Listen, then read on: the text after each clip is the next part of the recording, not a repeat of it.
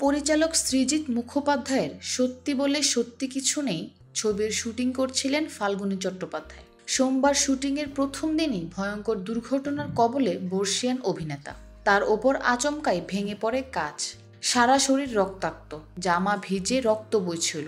তড়িঘড়ি তাকে নিয়ে যাওয়া হয় হাসপাতালে।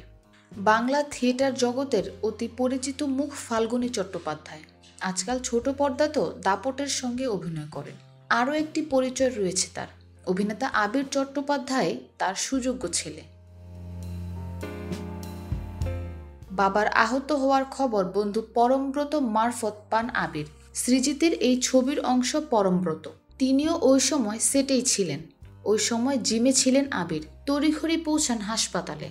সত্যি বলে সত্যি কিছু নেই এর সেট থেকে রীতিমতো পাজাকোল করে হাসপাতালে নিয়ে যাওয়া হয়েছিল অভিনেতাকে। তার ডান হাঁটুর নিচে দুটো সেলাই পড়েছে। চিকিৎসকরা তাকে আগামী কয়েকদিন স্নান করতে নিষেধ করেছেন। দেওয়া হয়েছে বিশ্রামের পরামর্শ। চিকিৎসার পর আপাতত বাবাকে নিয়ে বাড়ি ফিরেছেন Abir. The show must go on অভিনেতারা মনে প্রাণে এই মন্ত্রে দীক্ষিত হন। তাই তো হাসপাতালের বিছানায় শুয়েও বন্ধ পড়ে থাকার সময়ও শুটিং নিয়েই চিন্তায় ছিলেন ফাল্গুনী চট্টোপাধ্যায়।